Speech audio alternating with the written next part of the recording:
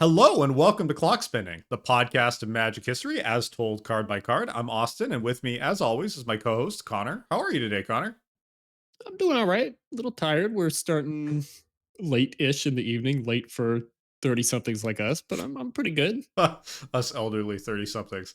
Yeah. Speaking of being a little bit older than some other humans on the planet, what are we doing today, Uh-huh. Connor? That was a seamless segue. We are Thank you. doing another crack a pack.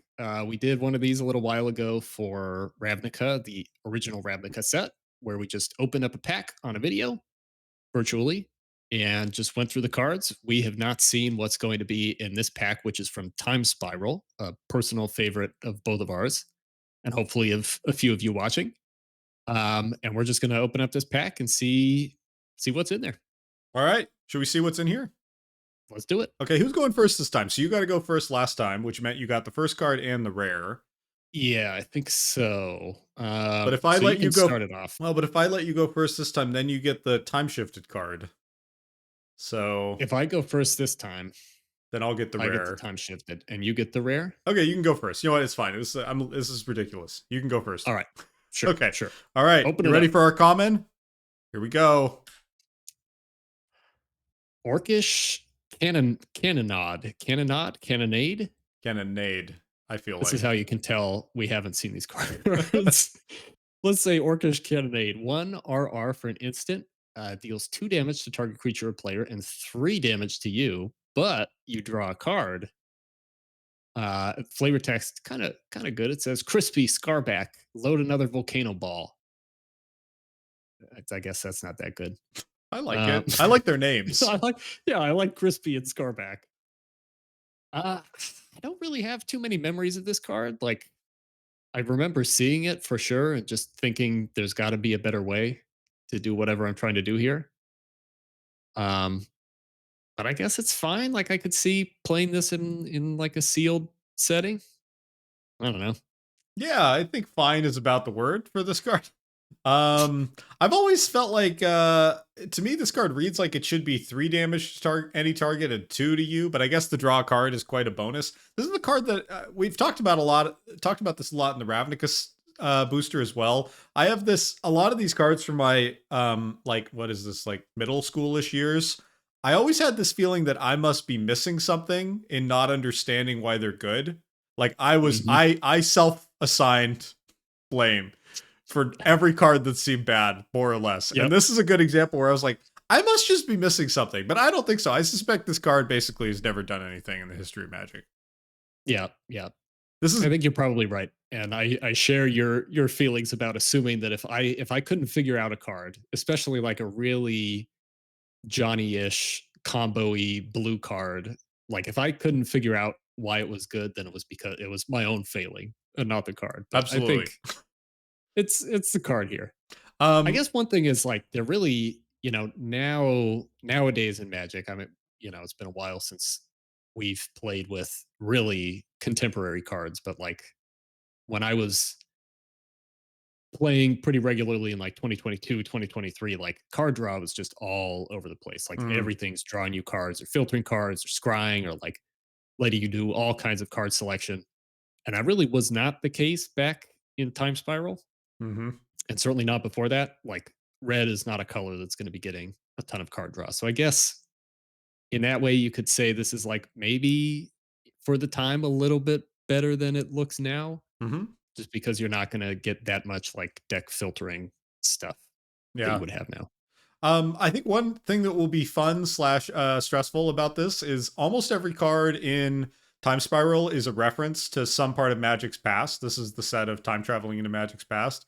Many cards are references to multiple things in Magic's past. So, YouTubers for engagement, they like to tell people, comment with what we missed. And I think there should be a large opportunity to comment with what we missed. But I do know at least one reference for this card. So the core reference for this card is Orcish Artillery all the way back in Alpha, which is a 1RR 1/3 Orc Warrior that taps to deal 2 damage to any target and 3 damage to you. So this is like a super clear Hmm. callback all the way back to Alpha to what as I understand it, was a super powerful card in that very earliest Magic because it was just, like repeatable damage, which didn't really exist apart from that card and Tim.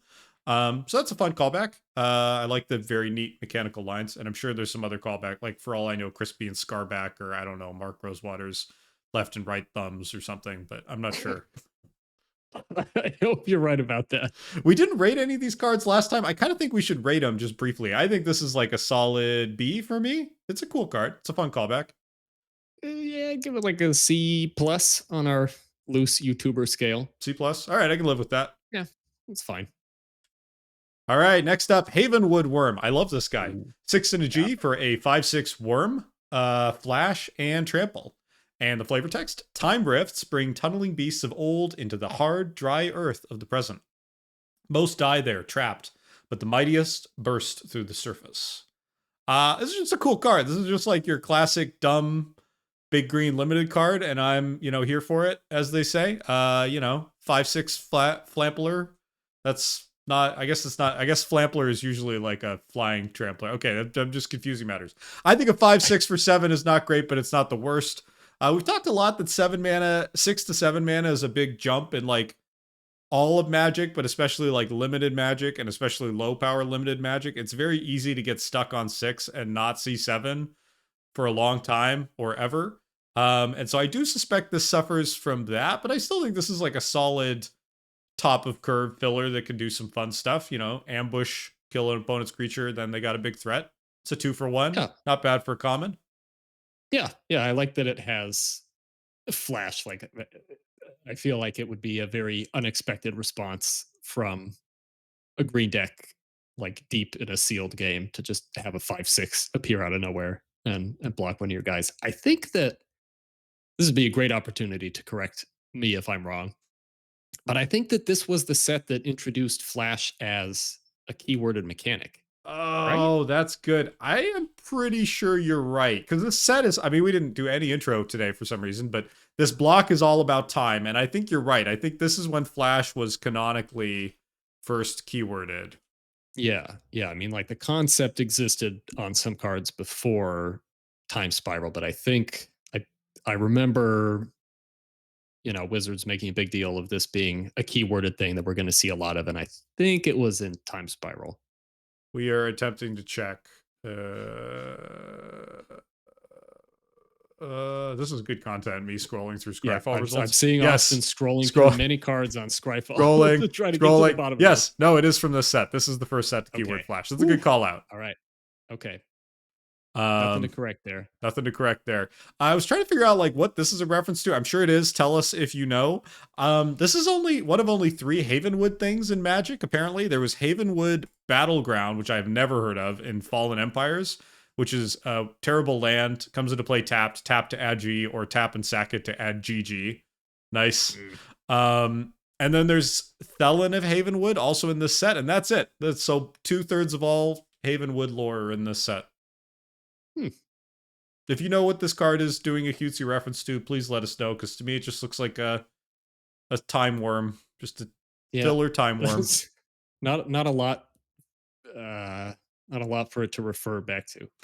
We didn't talk about the art for that first Pete Venner's piece. I don't know why. I guess it was just like fine, and I just moved on. But we traditionally talk about the art. The art here is fine. Something I love Time Spiral. Something I don't love about Time Spiral is they settled on to show the like time-based calamity befalling the world. Everything is like brown, dead trees. Like whatever land it is, whatever is happening, the background is just like these brown dead trees.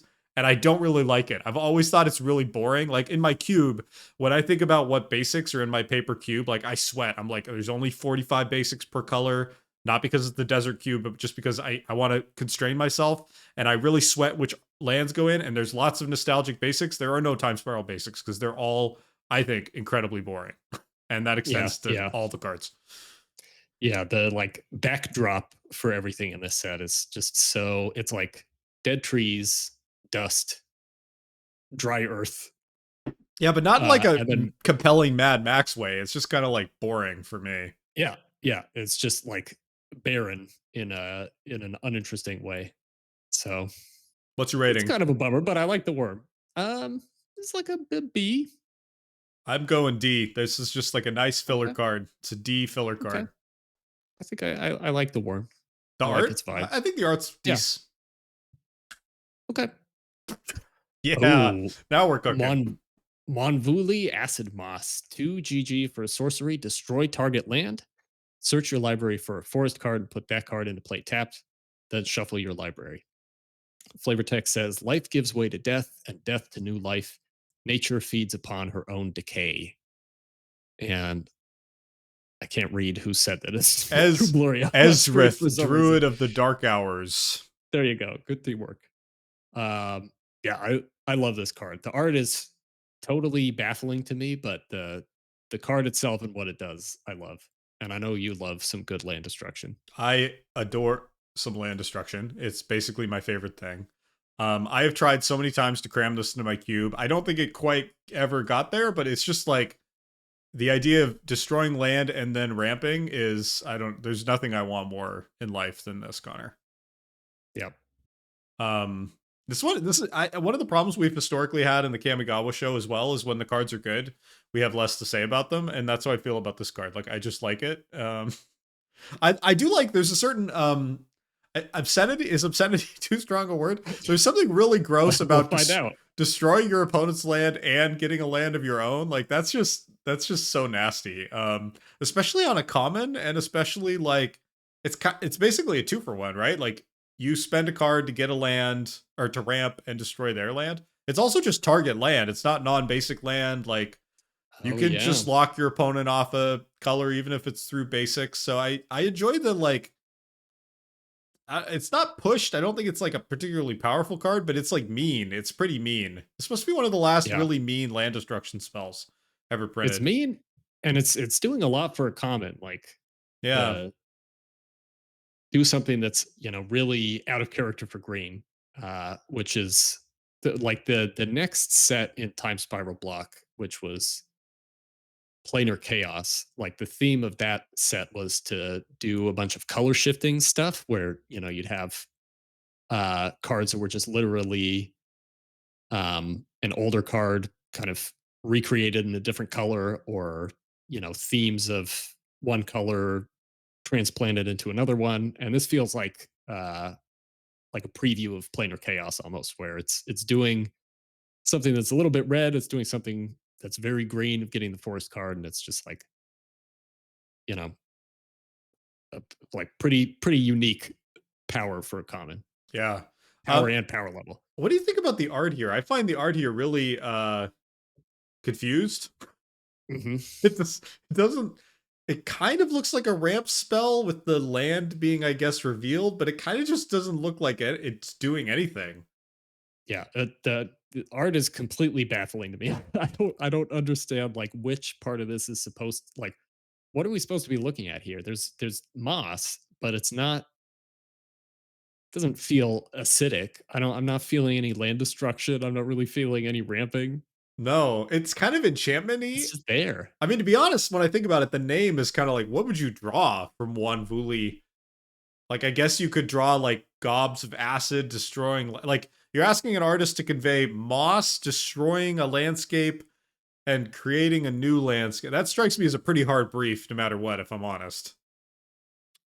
But this Yeah. ain't it. Even with that brief, I think it ain't it. It's very static. Like, it just kind of looks like a sunlit thicket or something. Yeah, it's like it feels like one corner of the art for a land card. Yeah. Like Yeah. this would be just one quadrant of a forest. Or like a green enchantress thing, like something that does something when you play another enchantment. Yeah. Like, I don't know, Mossy Grove or so, I don't know. Mwonvuli Mossy Grove. If I'm honest, even ignoring its like non-relationship to the name and the mechanic, also the art itself is just kind of,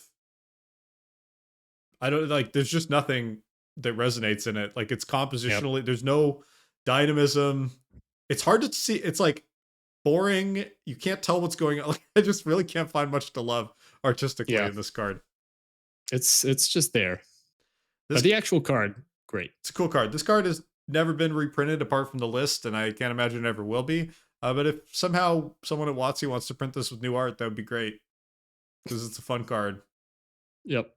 I kind of want to start collecting these in foil, but they're $8. which seems Yeah, like a you got to lot. save that for more Graxaplons. Uh, they're kind of cleaning the web out of Graxaplons. By the way, Eventually, you'll run out. if anyone is either new to the show or has heard this before and not believed me or forgotten, if you would like a foil copy of the Magic the Gathering card Graxaplon signed by me and Connor mailed to your door for free, email us clockspinningpodcast@gmail.com. We have done this. We will do it again. Sorry, go ahead. Yeah, we absolutely will. Austin sent me a photo of all of the Graxaplons that he stockpiled from I've acquired every 8 corner of more the since I internet. sent you that. Hold on. This is now a video show, so I can show you. In addition to a Delver of Secrets for my cube, I have like 8 foil Graxaplon and a foil Candles Glow. If you want a Candles Glow instead, I will do that as well. We got those too. We got those too. That's just the tip of the Graxaplon iceberg. And so don't let go us know buying them if you out. want one. That's my job. Do not go buy them on Card Kingdom. Come to me. We need them so we can send them to you. Okay. Tier rating. This is Moss. This is like an A for me. If this had decent art, it would be an S as far as bad commons go, because I'm all about this. But the art does drag it down a bit. What about you? Yeah. I think as a common, especially, it's like a minus. The art's a real bummer. Yeah. Bonesplitter Sliver. 3 and an R for a 2/2 sliver. All slivers get +2/+0. And the flavor text: as the time streams grew more and more unstable, Dominaria's creatures struggled to adapt. The intense pressures led to many dead ends, but also to lethal new forms that appeared as suddenly as the ashen rains. Honestly, I don't normally like this kind of flavor text, but I kind of like it here. I think I just like as suddenly as the ashen rains. I think that's a little bit badass, if I'm honest. It's just kind of cool.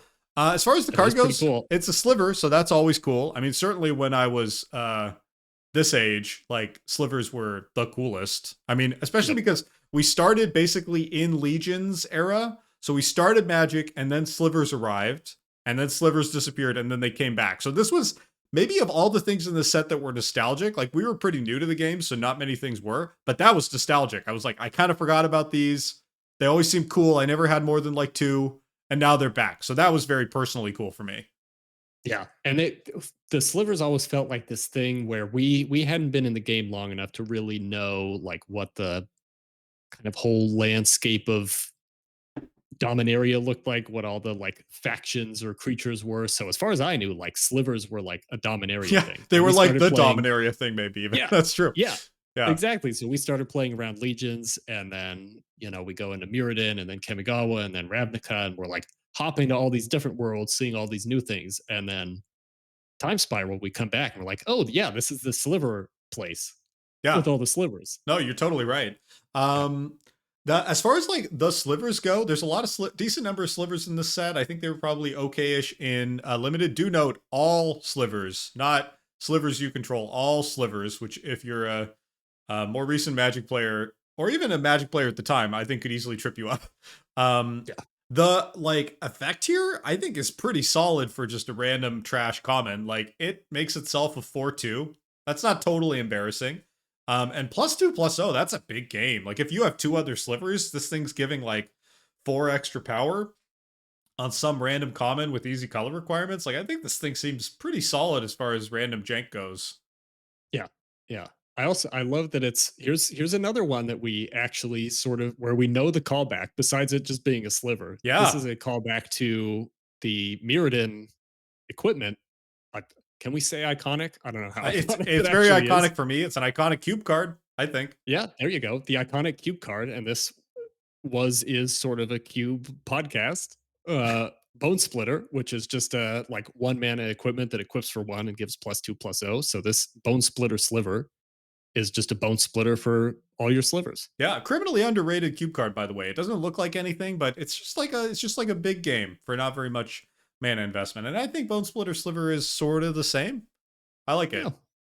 Yeah. Art wise, I would say the art here, it's pretty Predator-ish, which I don't mind. You can see another distinctive time spiral feature in this one, which is like, for some reason, the disaster that's befallen Dominaria, in addition to destroying most life, has left it covered in kind of obelisky Spires. I'm sure there's a lore explanation for this. If you let me I know, forgot about yeah. those. Yeah. If you know, let me know. To be honest, it feels a little forced to me. It just feels like a way to make things look distinct. Not They're totally like, we got buying to it. put something on all this dust. Like, what are we going to put out there? Yeah. The dust here Yeah. again leaves me pretty cold, but I think the execution on the Yep. sliver is pretty cool. Yeah. Yeah. I like it. Tier Feels it. bone splittery. What's your tier ranking? Feel like this is it's like a B plus for me. I like B plus. I'm gonna follow you to B plus. This is a pretty B plus kind of Okay. card. All right. Bewilder. How I feel right now. 2 and a U for an instant. Target creature gets -3/-0 until end of turn. Draw a card. Um, Flavor text says Teferi snapped his fingers and the Viashino started clucking like a chicken. Silly, yes, but exactly the thing we needed to break the stifling tension. Joyra, Master Artificer. That flavor text is a callback to our Ravnica episode, which had a Viashino in the booster pack. That's true. So we're covered in callbacks That's here. true. Oh, I think we had a little Viashino tangent. Um, that's the most interesting thing I have to say about this card. I've always hated -X/-O type stuff. It just feels so powerless and pathetic to I me. mean, this one's extra hateable too, right? It's like Yeah. so. Why 3 isn't mana. it? Why isn't it just like 3 mana. -9/-0? You know what I mean? Like, I think at Yeah. 3 mana, even with the cantrip, you should be able to. I don't think blanking one creature's offensive ability for Yeah, one just turn. get rid of the power. Yeah. Make it funny. Make it like -10/-0. Yeah, that would be Yeah. really fun. -20, like just have fun with it. This is Yeah. another card that I think maybe it's cantrip cards where I some part of me thinks I'm stupid for not appreciating them, but like I think I always thought this was supposed to be good, but I don't think it is. Grown Up Austin says, "No, you're not dumb. Wizards is dumb. This card is bad." Yeah. I don't think I ever you felt like never any part of you this never had was that good. I just particular conflict. no, I was like, I'm not gonna nothing, no card that I draw is gonna make this worth playing. It's a really really bad card.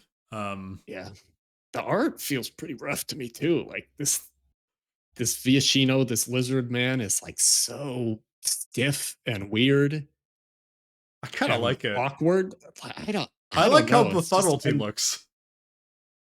like his face is great. He looks very bewildered if you just stop like right here. But then you keep going to the rest of it, and he's just like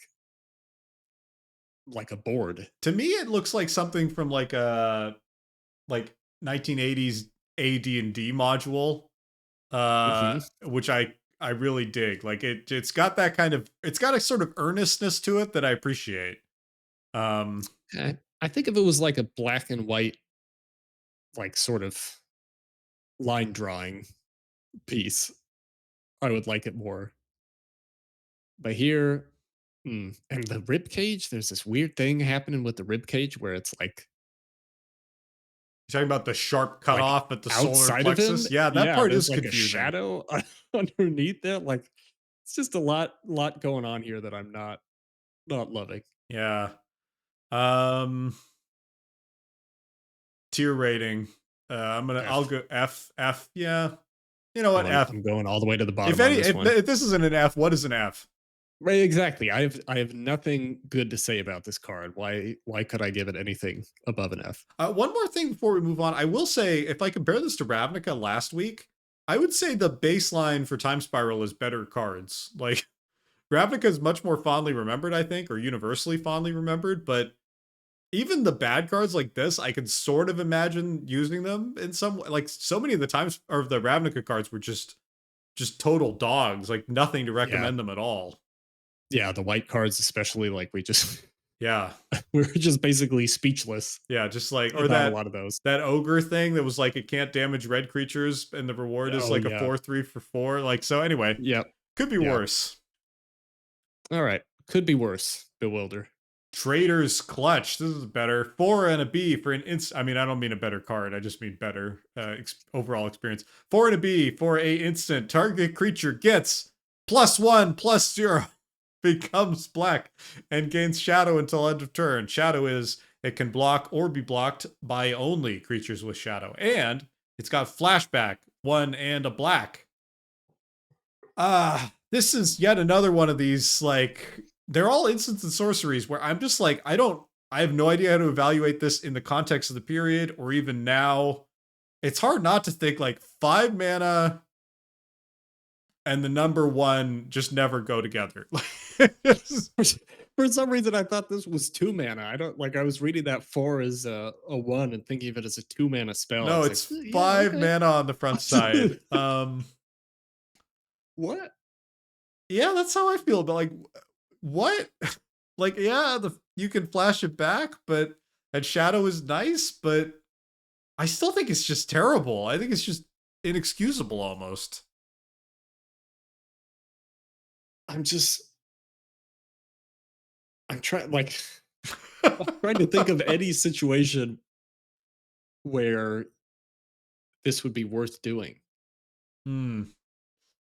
And like at least within you can imagine some stupid situation where you give like I don't know merit lage shadow or whatever, but like in this setting, I mean, I think if I concoct a scenario, it's like board stall, sealed. This lets you get through for the final damage, 2 big attacks from your Havenwood Wurm or whatever. mm-hmm.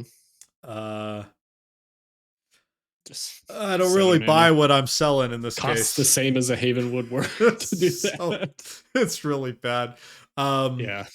I really hate the art. Something I think is interesting about Magic is it's actually grosser back then. I think they went harder on gross art back then than they're even willing to now. I mean, this is really gross. Yeah. I mean, there was a lot of really gross art. I feel like a couple weeks ago, I think it was, you were sending a bunch of like really That's right. gross art in one of our Discord I was just chats. It's like, inundating you with horror. yeah, just flooding our friend group with like disgusting art. Yeah, that's true. A lot of the most horrible stuff, This would like, be a good one. yeah, like ad Drop it in the chat after nauseum. this. Ad nauseum's around this time. Oh gosh, I'm blanking. But you can go all the way back to Onslaught. Like, what is the black storm card that returns cards from your graveyard? That is super gross. A lot of the zombie Yeah, cards there are from a lot of Onslaught gross are cards in Onslaught. egregiously gross. Yeah. This one is always, it's clearly not slush art from Kamigawa because she's an elf, but it feels like Kamigawa art to me. It's always felt like a Kamigawa piece. That's interesting. Yeah. Right? The color, the kind of horror of it, the almost like otherworldly quality to the Mm-hmm. creatures. I don't know. Lots of stuff floating around Yeah. like it's a commie. Yeah. One thing that's kind of weird about this is like, so this takes a creature, makes it a little bigger, makes it black, and sends it to the Shadow Realm to do combat. What does that have to do with the art? Is she being clutched by this guy and that's not kill? Because the basic vibe I get is this guy's kill it. She's gonna die, but Yeah. that's not. Guess what's happening? Is he empowering her? Yeah, I think he is. Canonically, I think he is. Let's move on. I'm tired of looking at this. Okay, that's fair. Rating F. Yeah, F. I would go D for the art because I think it's well executed, but I don't like looking at it, so F. Yeah, it is something, but I've been looking at it too long to be more generous with Sorry, it. It's just an F. Sorry if you're trying to sleep while watching this video. Okay. Plunder. 4 to red, sorcery, destroy target artifact or land. And our first card with suspend. Yeah. I'm not gonna read this whole thing. Look it up, I guess. But it has suspend 4 for 1 in a red. Basically, you can exile it for a lower cost, and then it's gonna come back in X number of turns. I can't say I love this card. What? I love this card. 5 just feels like a lot of mana to be paying up on the front end for like. I guess if you could do both of these, then you'd be sort of combining the typical stone rain and like shatter cost of It's destroying a literally land Stone and an Rain plus artifact. Shatter, isn't it? Yeah, yeah. Plus suspend, and I like the idea of suspending this, but then I mean, I guess you're always going to have some land you can destroy, but the reason suspend is cheaper is because you're never quite sure what kind of board state it's going to be coming out into. And, if you're this just feels like a weird thing to like spend your turn 2 or your turn 3 doing, to suspend this in the hopes of like hitting something big Yeah, I was just looking like 4 turns in the future. sorry, I was just looking like what do you pay normally for this effect back then? Because of course you don't. This is not an effect you can get today at any price. Basically, destroy target land. But there were a Hmm. lot of cards around this time that like would destroy, say, target artifact and land. And it looks like, for example, if you go back to Odyssey, you have Demolish, 3 and an R, destroy target artifact or land. Saviors of Kamigawa, Sunder from Within, 2 RR, destroy target artifact or land. Wreak Havoc and what is that? Dissension, destroy target artifact or land for 4. Basically, this costs 4. So you're paying 1 more for the flexibility to suspend it. I don't know. I'm not buying it. Especially suspend Yeah. 4, right? You do this on turn 2, so this is coming down on turn 6. Uh. Yeah. And it's like at that point, maybe your opponent doesn't care that much Yeah, they're about probably on just like having a 4 or 5 random land. lands in some Yeah. random Like, limited game. It's annoying, yeah. but you And spent like a they'll card. know, yeah, you've spent a card. If they have some like powerful artifact, something that they really don't want to be destroyed, they're just gonna not play it until this comes out because they can see it coming all that time.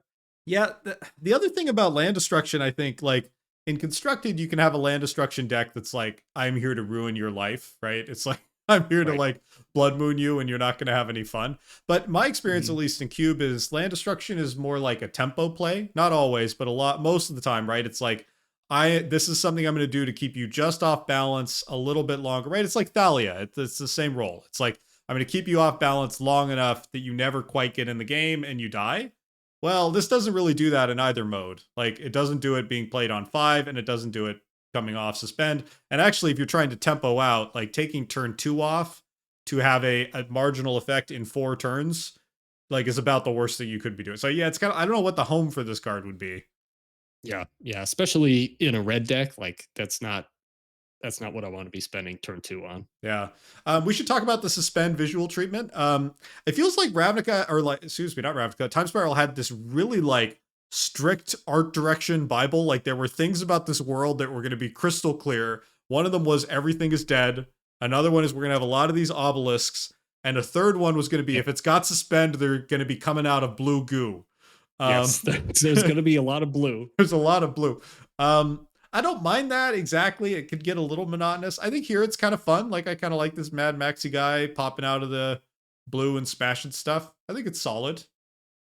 Yeah. I like this art. I can't like think of enough different suspend cards to say how I feel about that art treatment as a whole, but it was definitely a very like clear visual signal that I can't really think of another example of, where it's like every card that has this keyword or this ability, has a specific sort of visual treatment. So I like the uniqueness of that. Yeah.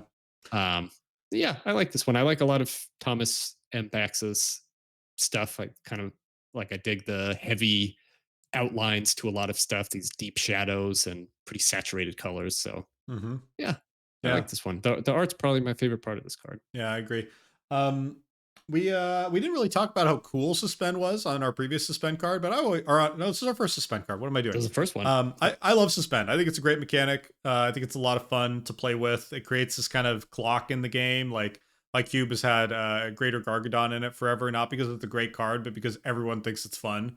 And it's Yep. just it's a fun mechanic. Mark Rosewater has often talked that like Time Spiral kind of almost killed Ravnica or killed Magic again right after Ravnica revived it.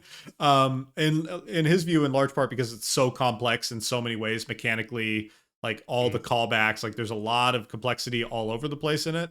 Um, time Suspend, especially at the time, felt to me I felt like I was doing something advanced by suspending a card, which sounds sort of Yeah. laughable now when Magic cards are like, it's a planeswalker that flips from a legendary creature and both sides have a static ability. But at the time, it was like, whoa, slow Yeah. down. Well, it feels like there was a lot of like 3D chess going on, where Yeah. like I really like it as a mechanic because it's mechanically very simple. You exile it and then it just counts down every turn. And I guess you have to remember to count it down. And I'm sure there were plenty of times that I forgot to do that. But like the concept is very simple, but the way that you're going to use it effectively is not. And especially like on a card like this, it can make it hard to figure out like what the situation would be, what the power level is. Like there's a lot more thought that you have to put into how good this card would be and what you can use it for. It's a good example of two. It makes me think of two things. Like one is one of the things I really like about this era of Magic is there's really no free lunches. Like everything is kind of a tough decision, and most things, especially in limited games, are not very good. And so you're really kind Yeah. of like it's like you're in. I was listening to a podcast the other week about like Victorian boxing and how brutal it was, and it was like 60. It would be like 50, 60 rounds of bare knuckle boxing. How did Um, that There's just in the how rest did is that history. It's a subject great come up? episode of the rest is history. But anyway, like Okay. this kind of like well, you come away from that with is just that it was a slugfest. That it was just like you're fighting to the Mm, point of exhaustion, and I feel like that's how a lot of Magic games felt back then, and like Sealed mm, especially is like you're just slugging it out, and I kind of like that. Like this is a kind of slug it out kind of feel to this card. hmm. Yeah.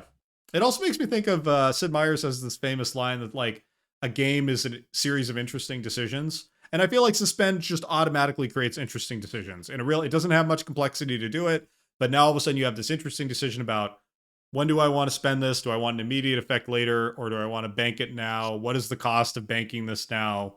What do Yeah. I think the game will look like in 4 turns? Like, which is something you really rarely have to think about in Magic. Like it has all this interesting decision making for pretty simple effect. Yeah. Yep.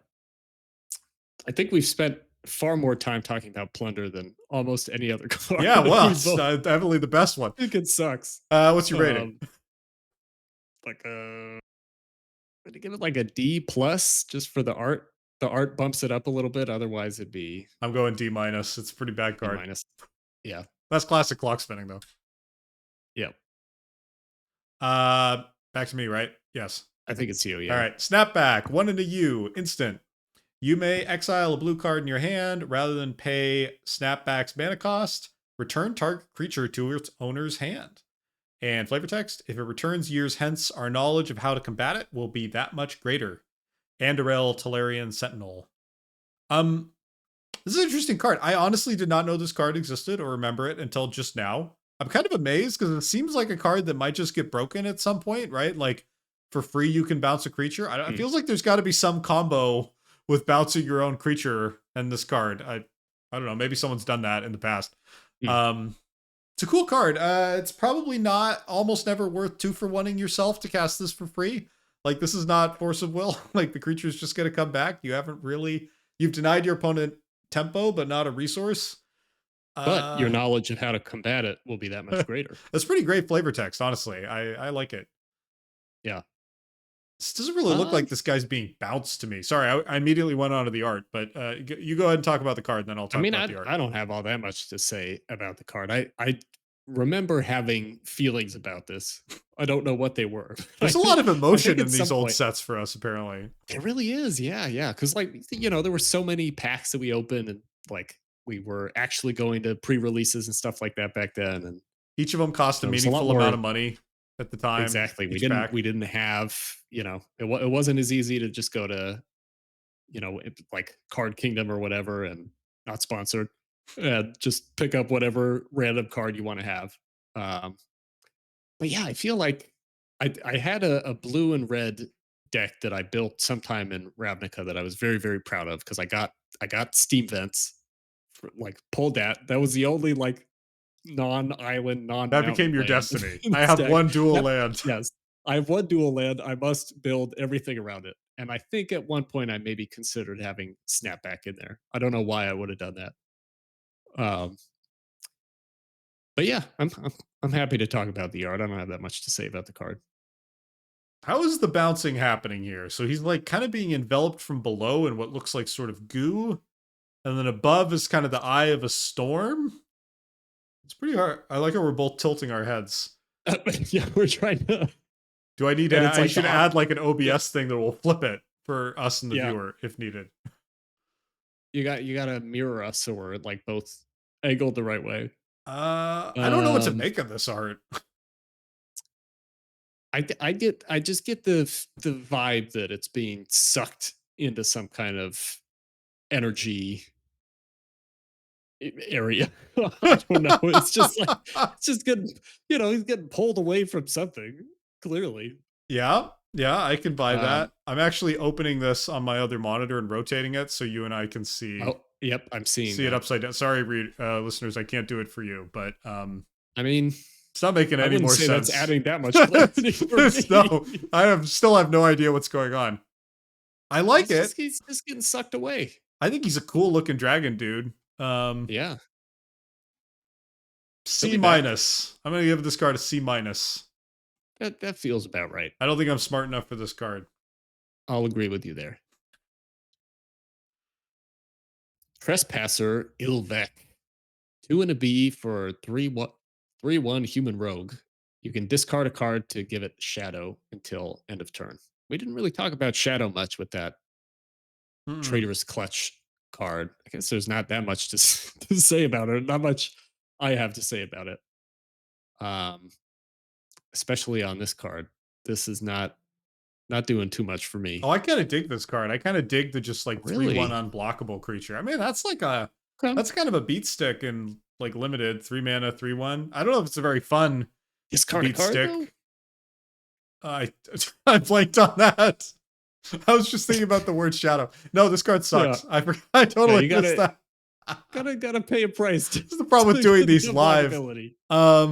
I really like the art here. I'm just going to try to distract us from my failure. Yeah, let's just move on from that. It's quite photorealistic but also painterly. Like the figure is pretty photorealistic, but then the background is like this almost abstracted landscapey thing. I like how he's kind of emerging from the shadow and melting into it at the base. Like I think this is one of these times where I think a cool piece is really wasted on like a just total trash common, but I think it's a super cool piece of art.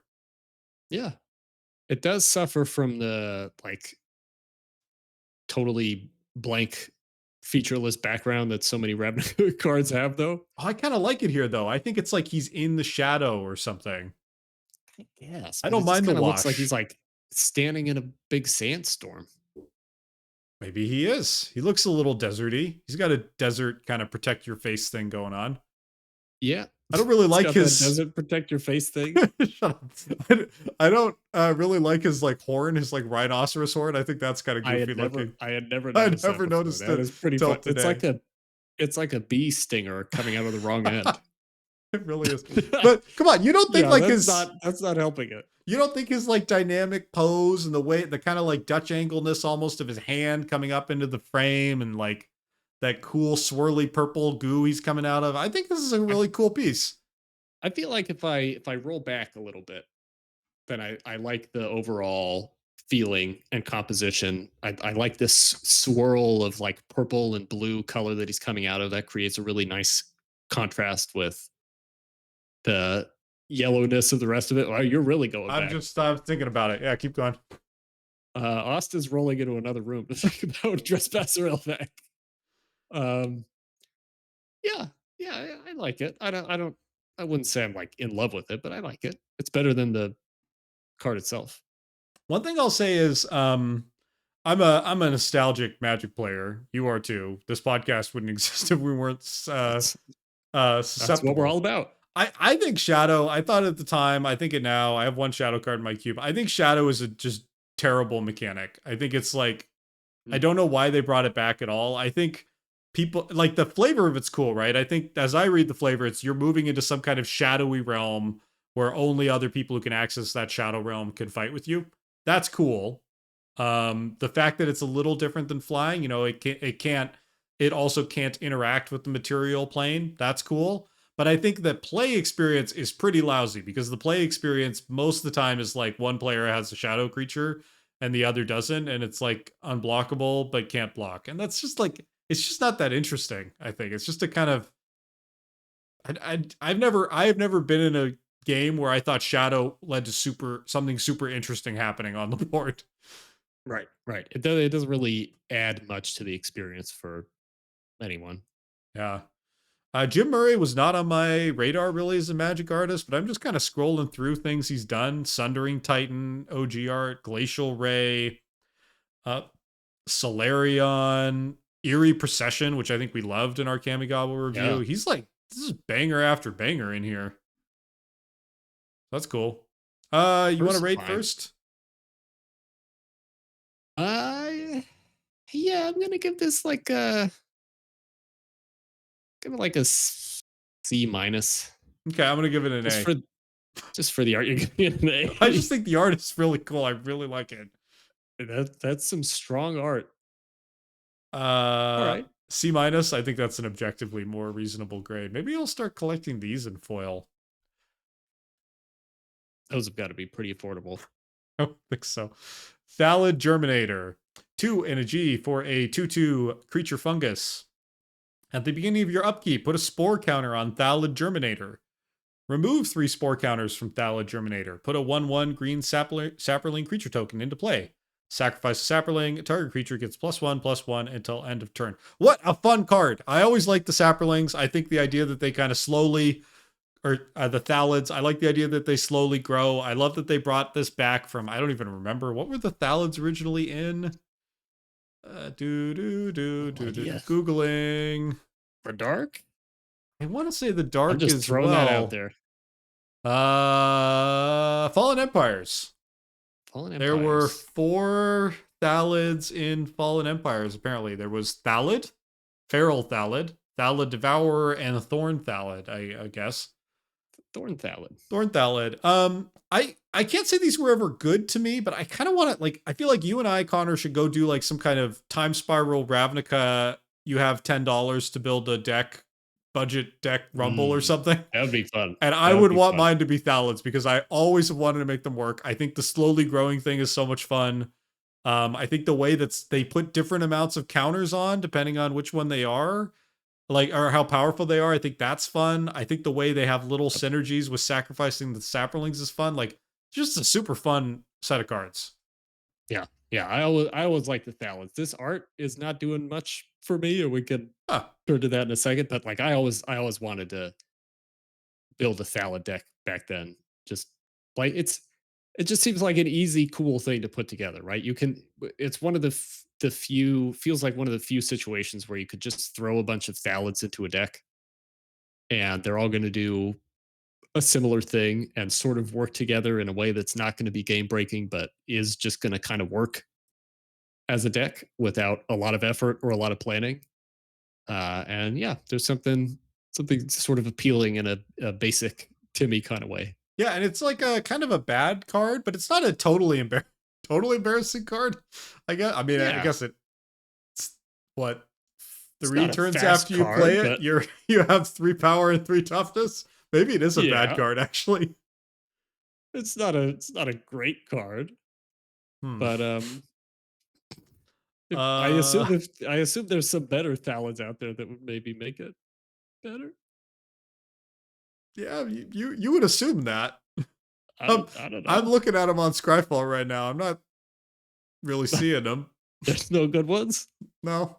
Except the one who's a 4/4 for 4. He's a good one just because he's a 4/4 for 4. And back then, that's a big game.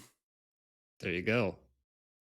Well, I feel like there were some that would like give all of your. Yeah, Thallids. he was. That's what's weird. The Spore Sower Thallid. That's what he is. Spore Lord. Yeah, he's a 4 mana. He puts on each of your fungi at the start of your upkeep.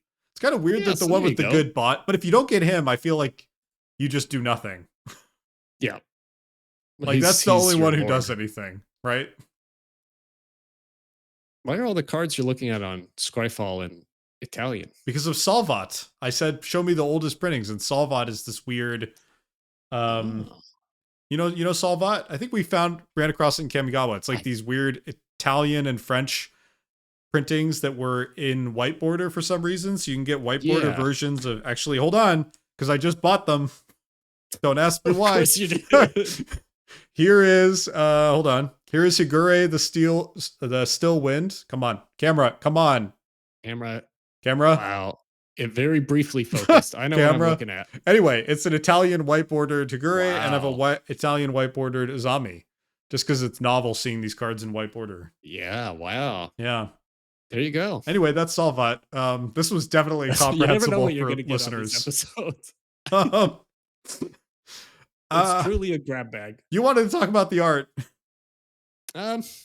Actually, not really. It's just a big pile of mushrooms. It's a little digitally. I think this is still pre-digital art, but it's got a digital feel to it to me. A Yeah, little it's shiny. kind of like weird blurred edges Yeah, too to it, but detailed in a lot of ways. yeah. I think it is digital. Look how sharp the edges are too on the paint. Watch us just be insulting Tom. Who's this? Waterstrand? It's really hard to see on the green background, actually. Yeah. I don't feel like I've Tom Waterstrand. Maybe it isn't heard digital. of. He was been painting since Legends. Wow. Sorry, Tom. Still don't like it All right. though. Yeah, we better quit while we're ahead here. What is this for you? It's like I feel like all my enthusiasm is for It's this card. It's evaporating. just evaporated as I realized what it would actually do. Maybe like a D. C minus. Yeah. Okay. Is it me? Yeah, I it's think you. it's me. Aspect of Mongoose. 1 and a G for an enchantment aura. Enchant creature. Enchanted creature can't be the target of spells or abilities. And when it's put into a graveyard from play, return it to its owner's hand. Um, this I think this is a cool little card. It's not like, you know, that all that interesting. It is our first uncommon in the pack. Um, but it's just I could see it being like a nice little piece of utility to have. I don't know what deck I would really want to put it in It's a that would be callback worth to having a card, but Nimble Mongoose in Odyssey, which is a 1 mana creature with Shroud, which is a callback to Blurred Mongoose from Invasion, which is another thing with Shroud. So I guess Mongoose have Shroud. I guess so. Until Mongoose Lizard in Avatar: The Last Airbender. Never mind, doesn't exist. Cross it out. Cross it out. I gotta imagine this caused a lot of rules confusion. I feel like I would have put in brackets, this effect doesn't remove aspect of Mongoose, just because I know it isn't being Yeah. targeted when the aura's being played, but I will almost guarantee you that would have confused me and many other players back then. It feels like the sort of thing where I would read it and I'd be like, well, this wouldn't exist if it just like fell off as soon as you put it on a creature. But then someone that you're playing against at a pre-release would tell you that it does.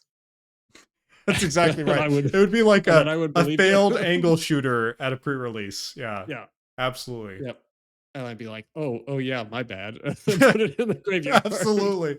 Absolutely. This probably enabled a lot of like 19-year-olds with long hair to get 11-year-olds to lose games they wouldn't have otherwise lost.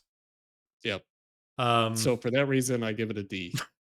well, another reason would be I cannot love this art. This art is so No. confused. It's No, mostly it's just bad. green blurs. Like there's basically nothing. There's like 1/3 of a beast here, and that's there's the rest of the art is just green and yellow blurs. Yeah. And is that what a mongoose looks No, like? I was don't just think looking so. it up. No, a mongoose looks kind of like a pangolin or a armadillo or something. It doesn't look like this at all. I can see. I like how your reference images for mongoose are other magic cards that depict mongooses instead of an Yeah, no, I actual don't know. animal. Yeah, I'm just going to assume these other artists got it right, but maybe okay, I'm Googling it. This is great content. Being told that someone's Googling it. Wait, those don't really look like mongoose. Hold on, these other guys were goofy. Oh, those are kind of cute. They're very cute. Okay, how come Nimble Mongoose has armor? Okay, sorry, we got to do an episode No. on the 3 mongooses of Magic. Yeah. This It's like doesn't look none like of a them mongoose, are and accurate neither do the other representations. ones. But this is like some kind of horrible tiger or hyena. And this is I don't like it. 2005. There's no excuse. Like you could look up what a mongoose looks like pretty easily at that point in human history. Anyone could figure out what a mongoose looked like in 2005. Is the green blur behind him the part that is the aspect of the mongoose? Because I'm not really seeing it there either. Now that you mention it, what part of this is aspect? Like it's just mongoose. But it's not a mongoose. It's just like beast. Right? It's like beast. It's like beast, and we took the canvas away from Dave Dorman like 3 days before he was done. Well, it's and sent it almost to like print. It's almost as he was trying to finish up the beast, it's like he had a wide paintbrush with a bunch of thin green paint on it and was just about to carefully start adding some details, and then they just yanked the canvas away. Like And he this, ended like up with this, laterally. yeah, just this big blur, and then they sent it to print immediately. um, boy, I feel like we're being borderline mean to this art, but it really isn't doing it for me. No, I gotta no. say, my inner cube designer comes out for this card too and goes like, this is not doing anything much of the time, and when it is, I'm not sure it's doing things that are very fun.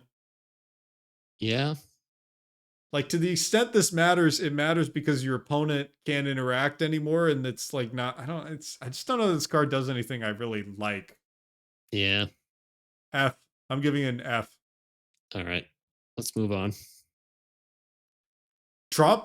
Wait, is it your turn? No, it's my turn. Why No, is it's this your so turn. hard to track? Tromp the Domains. We've totally lost it. Tromp the Domains 5 and a G for a sorcery.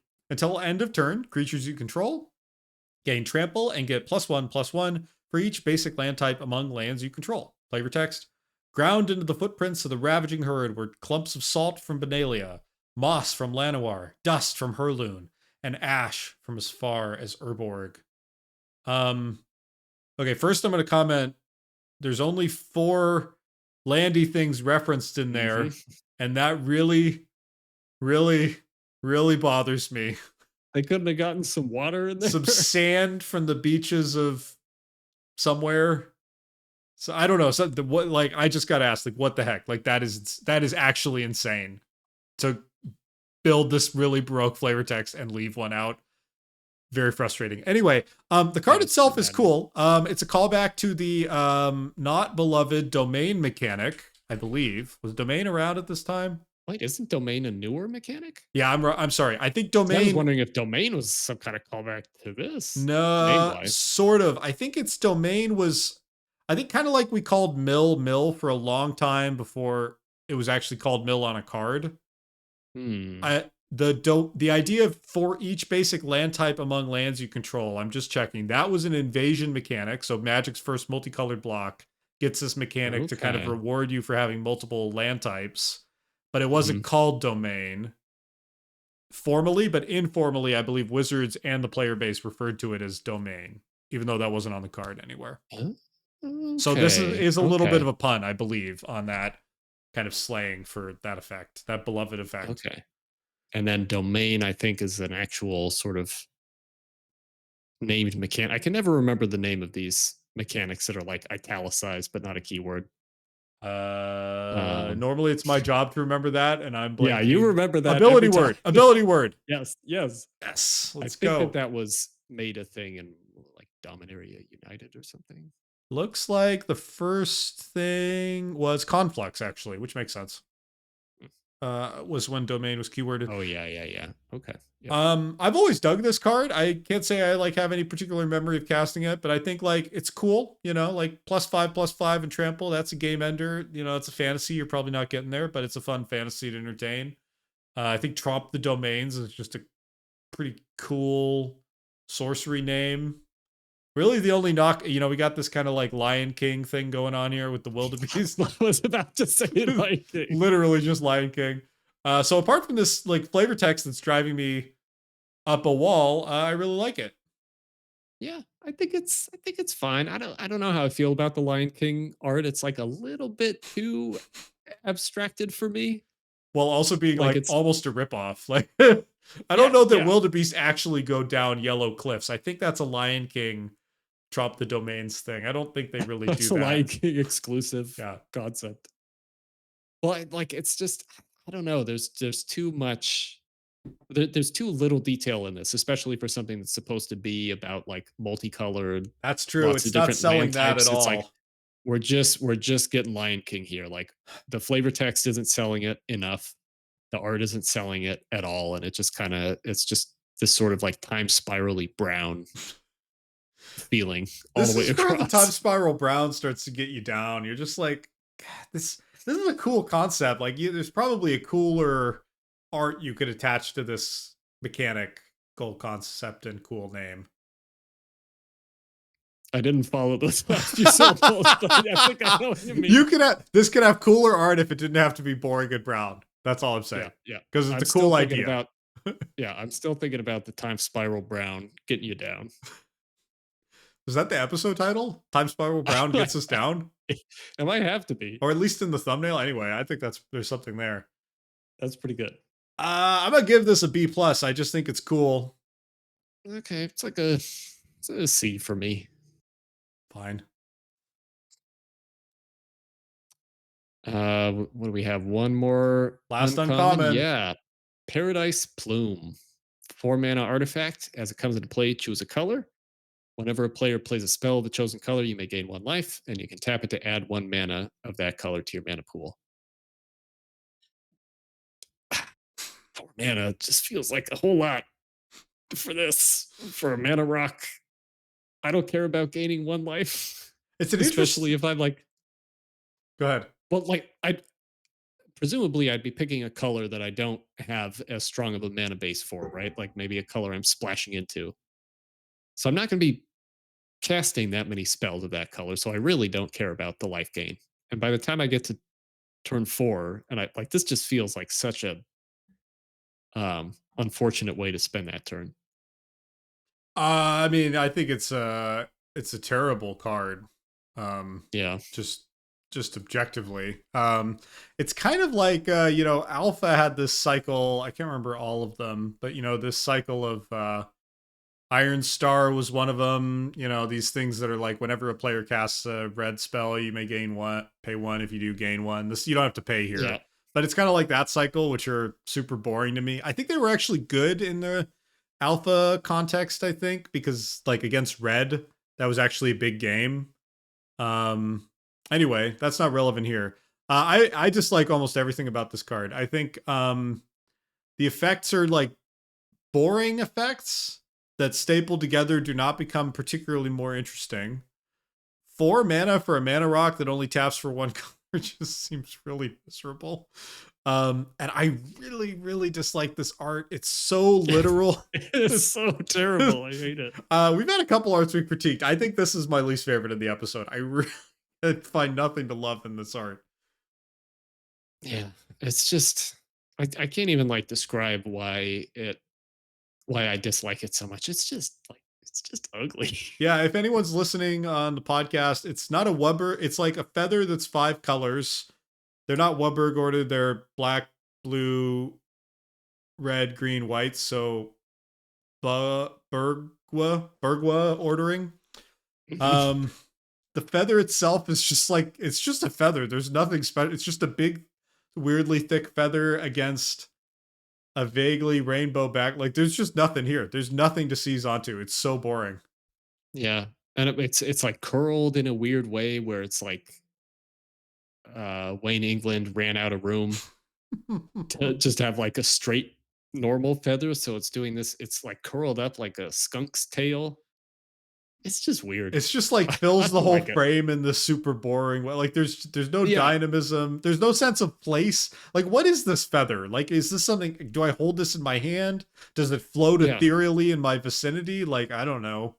And I feel like the bird that this came off of would also be very ugly.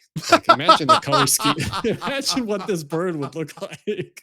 Fill a whole bird with feathers. Oh my god! Is this a reference to Bird of Paradise? Paradise Plume. It's a feather that taps for not any color of mana, but kind of. It's surely it's a callback to Bird of Paradise. It's gotta be. Well, this is not worthy of the Bird of Paradise name. No. Look at this. By the way, if you haven't seen it, we have a Bird of Paradise episode where we review all the arts. It's a good one. We sure do. That terrible Lord of the Rings art. But even that looks better than. Oh, this. I will fight you on that. That art is some of my least favorite in the whole game. Wow. Okay. Okay. Everyone's got to go watch that. Yeah, definitely. All right. I think we're on to the rare now, right? That's right. I get it this time. This one's for you. Oh, we didn't rate this. F minus. Yeah, just F. Oh my god, this is a great rare. Okay. Norin the Wary. R for a legendary creature human warrior 2/1. Whenever a player plays a spell or a creature attacks, remove Norin the Wary from the game. Return it to play under its owner's control at end of turn. Flavor text, classic. I have a bad feeling about this. I mean, this is a super iconic card. It's a great commander card. It's kind of a combo-rific card. This is like, Watsy used to make like Johnny cards. Like this is something that I'm sure Mark Rosewater has multiple articles about what a Johnny card this card is. But this is like the epitome of a Johnny card. It does nothing on its own. So it essentially forces you to ask, how do I make use of this? Especially because I just wasted my rare slot on it. And I think that's cool. I think from a game perspective, it makes you realize like this is a bigger game than I thought. They didn't just put this on cardboard for no reason. There's got to be something I can do for it with it. And there's a lot you can do with Norin the Wary. He's got all kinds of interesting, fun interactions. So really, really cool card. I love this card. Yeah, this was a good rare to pull. That last episode too, we got a dual land. Yeah, I would have been happy with this rare back in the day, even though I wouldn't have used it. It's just a cool card. Yeah, I think I would have been confused by it, but like, oh, this is something.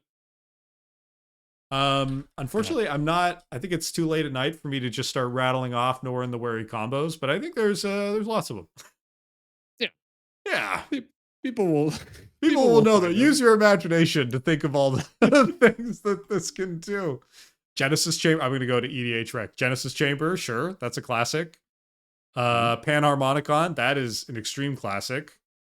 Impact Tremors, sure. Confusion in the Ranks. Warstorm Surge, yeah, this is a fun card. Yep.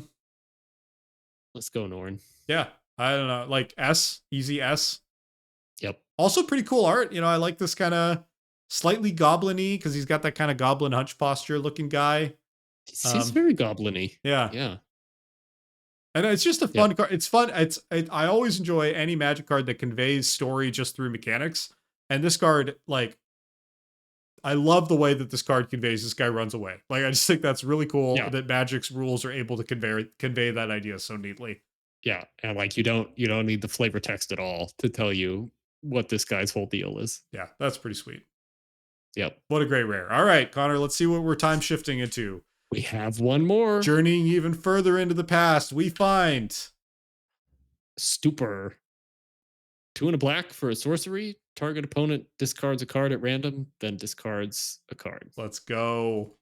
Stupor. What was this from originally? It looks Mirage-y to me, but let's fact check that. It does look pretty Mirage-y. It is Mirage. Look at us. Mirage. Yep. And if you're not familiar with what's happening here, this is from the time shifted sheet, which was like a little extra card you'd get in time spiral packs. It was an old card with an old frame like this, just reprinted with a different set symbol. And you just get a little sort of like bonus time traveled card like Stupor. And this kind of thing is incredibly commonplace now. You know, Wizards is doing crazy random stuff with extra sheets all the time. But this was the first extra sheet thing, as far as they know. And oh my goodness, did it feel exciting. It felt like anything could be in there. And actually, there were only 121 cards in there. But it really, to me, every time it felt like I have no idea what I'm going to open. This is I'm literally stepping into the past. And I don't know what I'm There could just be a goblin snowman at the back of this pack. Which there could be. There was a goblin snowman. There was, yeah. There was Psionic Blast, which felt completely insane to find in a pack. Remember that? It was like a $20 card. Foil Psionic Blast. That's right. I've shifted, yeah. I was right. so excited. And that definitely went in. Do you still have that? Because that is sick. Deck. I don't know. I might. God, now I'm just thinking about Psionic Blast, which is not we're just looking at Psionic Blasts. You can still get an one in foil for $11. Like it feels like a no-brainer. That's not bad. This is just investment advice in this podcast, basically. Stupor, sorry.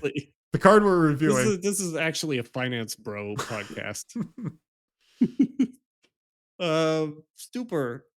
I don't mind this. Like I don't know when I would like pick Stupor out of a big box of Magic cards and be like, I really want to put this in a deck. But if I was just trying to make my opponent discard as much as possible and make them unhappy, especially unhappy while they're doing it, then I guess I'd want to play this. Yeah, it's no Hymn to Turok, right? But I mean, nothing should be Hymn to Turok. I think it's pretty cool. Yeah. Like if I had a casual black discard deck back in the day, which I did, like this is going in there.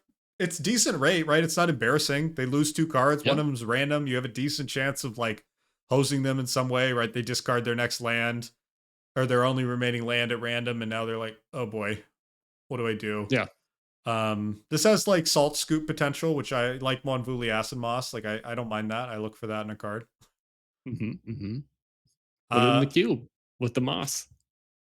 that's interesting. It's like a little slow. It's like, I gotta think about that. BB, Yeah. I'd be thinking about. This would be kind of fun to print a version of this, which they would never do at BB. That's like him to Turok minus, right? It's like one at random, one that you get to choose. That'd be kind of fun. Yeah. Huh. I mean, fun. It is. Yeah, it's definitely a mean card. We've seen a surprising number of mean cards in this, but This has got to be pretty close maybe to the last Spiral's gasp meaner of than we Mean remember. Magic, right? Isn't this about Yeah. this is about the end of Mean Magic as Time Spiral block. I like It was Lorwyn. Lorwyn after. Yeah, that I feel like that was less. I mean, that's There was less Planeswalkers, right? meanness. That's Yeah, like yeah, infinite advantage engine. Like this is the last hurrah of Mean Magic, which I have a soft spot for. yeah. Hmm. Hmm. I like Stupor. The art is competent. High praise. I don't know. I can't argue with that. I can't decide how I feel about it. I was gonna say it's ineffective, but he does look sort of magically distressed in some. I don't know. Maybe not. I mean, it looks like he's sleepy. comatose. I'm not really like the colors of these magical energies swirling around him. Isn't really and like they're just kind of.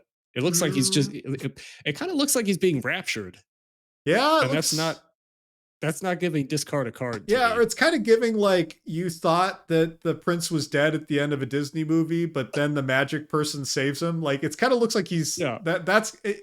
It's kind of hard to tell if he's suffering or being helped here. Yeah, it looks like he's about to be revived. He's about to wake back up. Yeah. So, but I kind of like if I ignore its mechanical non-convincingness and the yellow wash background and the weird magic, like I kind of like it somehow still. I don't know. It's again kind of giving this AD&D feel to me. A little bit, yeah. Yeah, I don't mind the sort of soft glow that it has too. Yeah. Okay, it's solid. I'm gonna give this a B. Yeah. Stupor gets a B from me. I think it's like a B minus for me. Okay. I just also this purple set symbol. I don't know why that hits hard for me. I just love the purple set symbol. It's super nostalgic. It is great. Yeah. Yeah. I mean, it's pretty close to the logo for this show. Well, there may be some inspiration there. Who knows? Well, maybe not a coincidence. Yeah, you can ask us in the comments, and then you can hear me reply. Yes, that was part of it. All right. Okay. Cool. That brings us to the end. This was Time Spiral, one of my favorite sets. I think it lived up to my expectations. Almost every card was at least a little bit interesting. Yeah, I mean, we definitely. I don't know how long we've been going now, but I feel like we definitely had plenty to say about 1 hour, 12 minutes, and 42 seconds. There you go.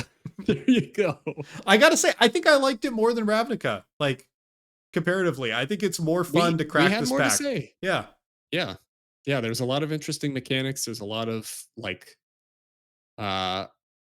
more mean cards and things that really make you think about how the game would be played and how these mechanics interact with each other. Yeah, it was a good one. It does feel a little like Time Spiral's this kind of puzzle box set to show how clever the designers are, and you get to feel clever reading it.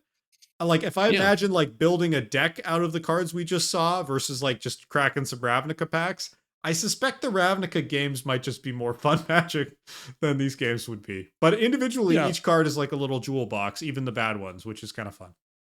Yeah. All right. Yeah, that was a good time. Let us know what memories you have of any of these cards. Email us if you want a Graxaplan or a Candle's Glow. Those ones are scarcer. I will only award one Candle's Glow. Anyway, thank you for listening.